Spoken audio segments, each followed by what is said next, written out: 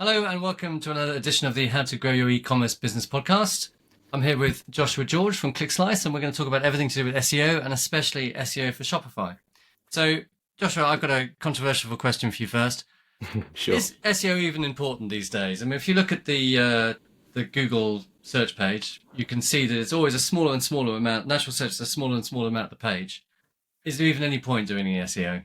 That's a really good question. I actually get asked that literally at least once a week. And yes, it's definitely still 100% important and relevant to do SEO. So the reason behind that and the data to support that is there's a thing called a CTR, which is a click-through rate. And the organic CTR for any organic term in Google is roughly 35% if you rank number one for any keyword. So if you had an e-com brand selling, I don't know, men's razor blades, and there's 1,000 searches per month on Google, if you rank number one, you get 355 clicks to your website every month. Now, it used to be a little bit higher, obviously, back in the day when there wasn't as many ads or organic wasn't pushed down, but 35% is still incredibly high. And if you've got a high average order value as well, when you do the maths and your website conversion rate, it can still be very, very profitable. My advice would be to work out the ROI of an SEO campaign before you actually start one, because if you don't, you can end up spending tons of money on SEO, ranking number one, and still not being happy with the ROI you generate.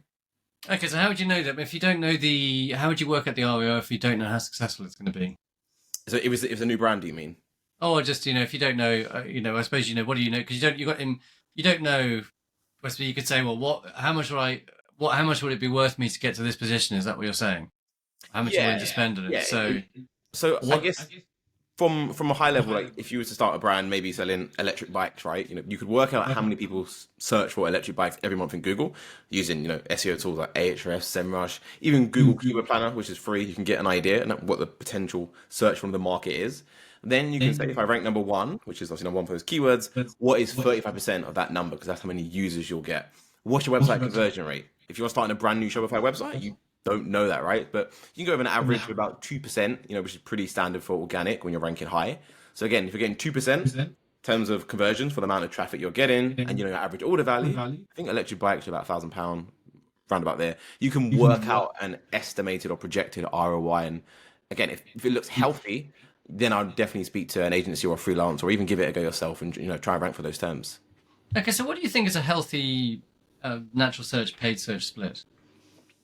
Great question. So I think it depends on what stage your brand is at. So if you're starting a brand new Shopify website tomorrow and you've got no visibility, no one knows who you are, you've got no brand awareness, then I would be going more heavy on paid search, because the downside with SEO is it does take a while to start ranking and getting those organic traffic and sales. So if you had a budget of £10,000, which probably not everyone does, I would probably allocate about 70% to paid search, so £7,000, and then 30% to SEO to start building that foundation for the long term. Because what you want to really be doing is you don't want to be too reliant on paid ads to kind of grow and definitely sustain your business in the coming years. Probably heard the horror stories yourself of ad accounts getting banned or ads becoming less effective, ad fatigue. So you definitely want to be investing in the long term, which is why I recommend putting 30% aside for the organic side of your business. Well, equally, you do have issues with the Google changing its algorithm, so it's not risk free.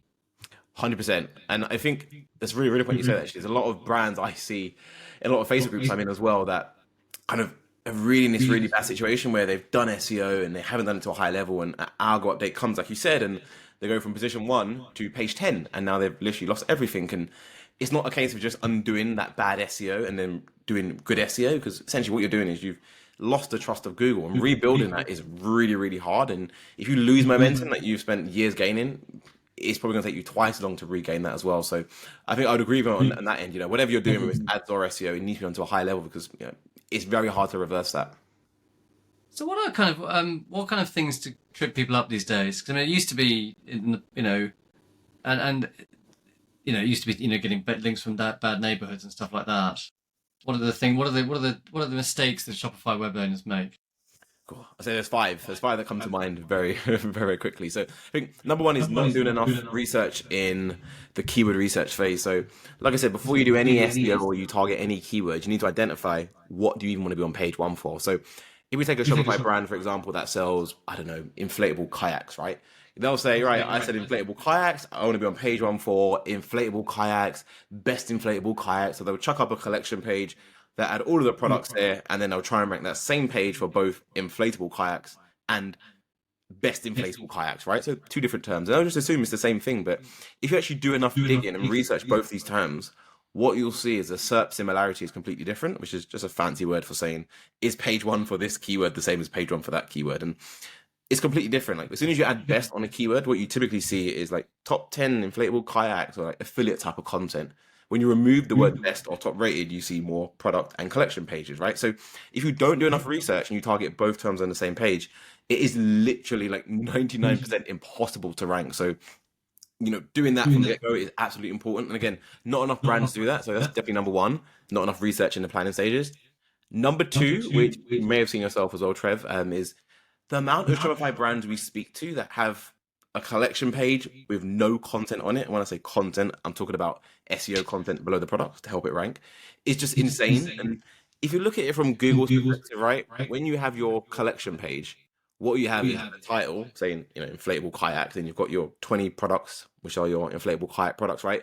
And that's it. And the way Google works is it has this spider and it crawls the internet and, it goes on your page and it reads your content to understand what your page is about, right? Google's obviously text and content based. And collection pages are notoriously known for not having much content on them. So, if you add some content on your collection page, you can rank so quickly without even building any links if the content is optimized, you have the right keyword density and all of those things. But that's such a big mistake. Like you shouldn't have any collection page without any content on. Second one. So that is the second one, sorry. The third one would be not building backlinks. And I know we discussed before you start recording like how important are backlinks, in terms of SEO, and they are incredibly important. And if you look at it again from Google's perspective, imagine you've got two Shopify brands that have the same content, they're the same authority. It's literally like for like. Who does Google rank? You or them, right? Like it can't decide. But if one site has a better backlink profile, of course it's a no-brainer. So, it's not a case where backlinks are the only thing you need to do to rank higher and, make money from SEO, but it's another element that you don't want to be overlooking to make sure your brand is actually growing. So third thing, low quality backlinks or even lacking backlinks, I should say. The fourth is related to collection pages and kind of related to number one as well, not enough research, but too many brands don't have enough sub-collection pages. So if you use a different example, we spoke with this fashion brand actually like a couple of months ago and they sell like men's shirts. So again, they had one collection page for men's shirts and that was it. And I was like, hold on, if you go on your collection page, there's like 10 black shirts, 10 white ones, 10 green. Why don't we build a collection for men's black shirts, men's green shirts, men's white shirts, right? And again, you're breaking down the keywords and you're getting more precise exactly what you want to target, which means you rank a lot quicker. And it doesn't just have to be colors. Like you can be as creative as you want. You can have men's casual shirts, men's velvet shirts. Like every filter you have on the left-hand side of your Shopify store, that could be its own collection page as index and not a filter. So again, it's a really. You end up with too many pages. I mean, if you got how many products should you have on a collection page though? Because you kind of, you need a page that is not, you kind of a collection of just one product in it.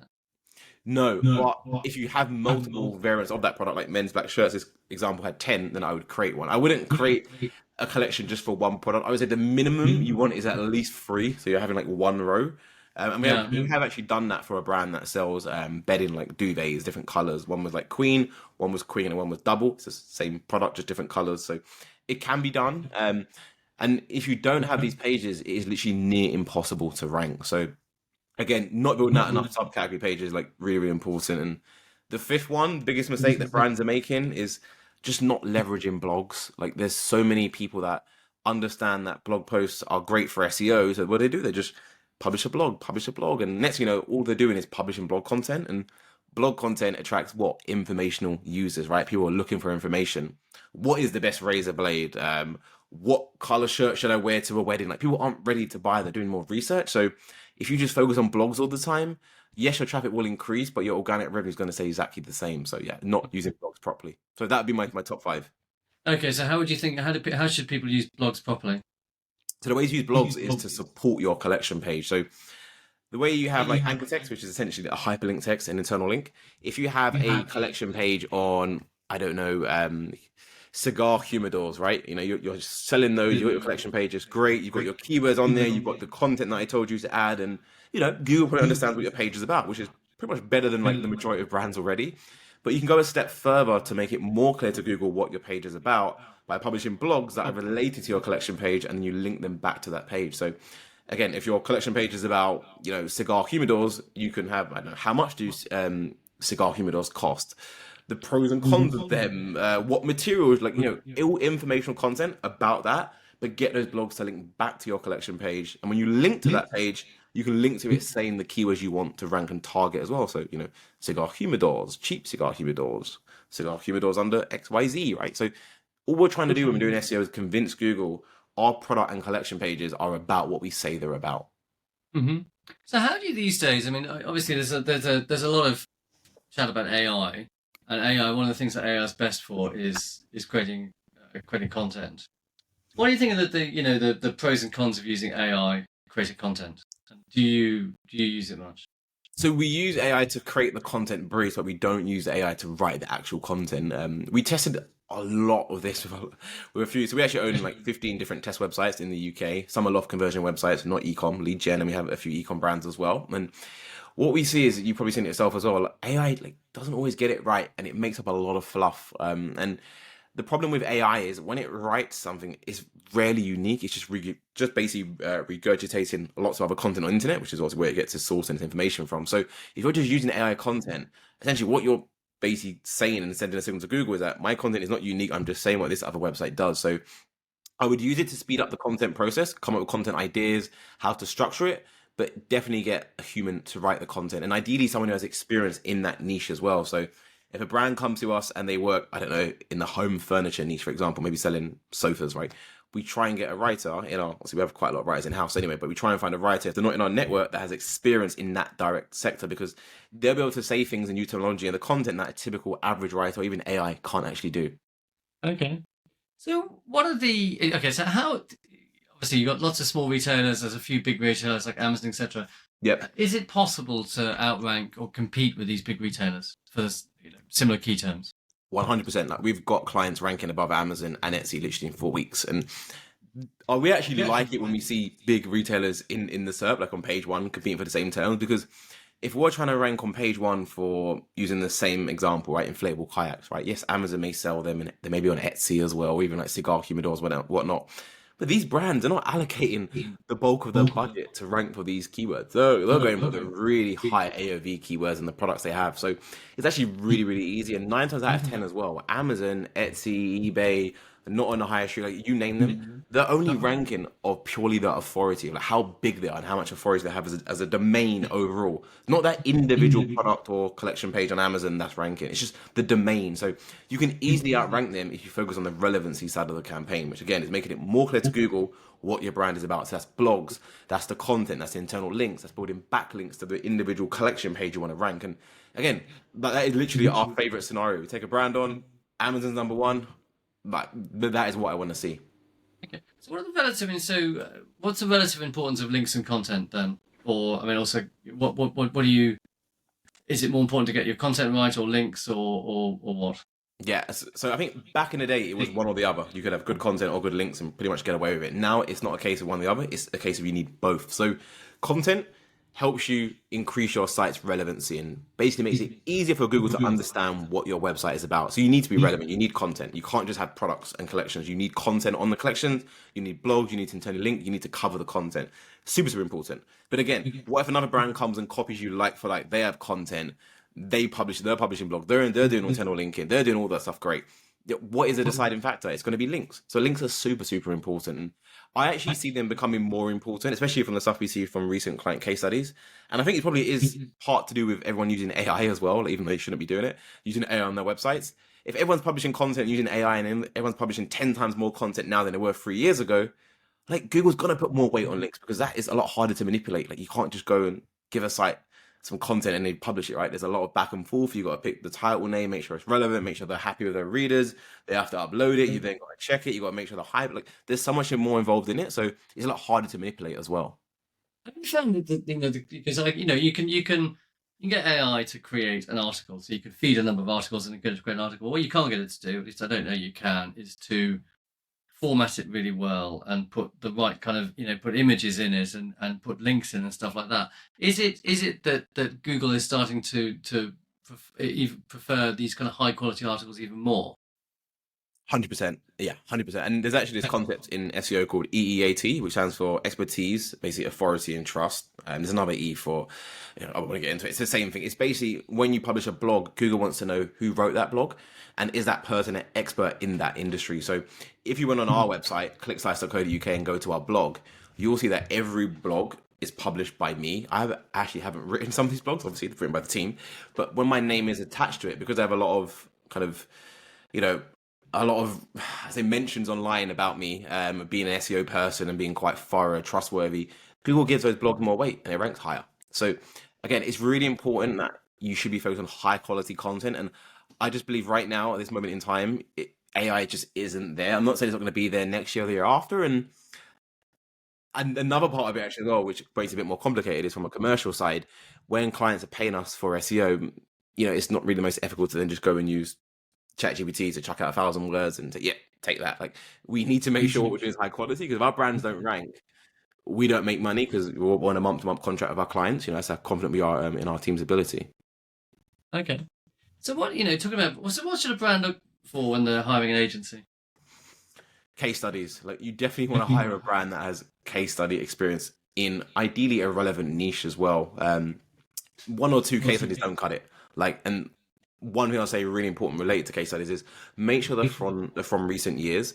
Like, if you're going to an e-com SEO agency's website and they've got like 20 case studies and you check them and all from like 2013, 2014, I mean, like, SEO was a lot easier back then than it is now. So try and make sure the case studies are from recent years. And I always say, when it comes to SEO, it's pretty much a no-brainer to find out who is the best. You just Google the keyword. Like, if you want to find a Shopify SEO agency, go into Google, type in Shopify SEO agency, go below the ads and see what agencies are ranking in the top spots. Because what does your company rank for then? We rank for loads. we invest heavily in our SEO. So we rank number 1 for generic terms like SEO agency London. I think we target the broad term SEO agency as well, national in the UK. We target Shopify SEO agency. I think we rank number 1 for that. eCommerce SEO agency, we target that. We're building out a lot more pages as well. So okay, again, check it out. I know it's a lot, but it's just like, we're just good at what we do, and I don't mean in an arrogant or cocky way whatsoever. Like, we spend a lot of time researching, practicing our strategy. We have our test websites. I'm absolutely obsessed with SEO. As you know, I have my own courses on Udemy as well, and I literally live and breathe SEO, and it gives us an unfair advantage. So what would you say if you're just starting off wanting to do SEO? What would be the most cost-effective way of doing it?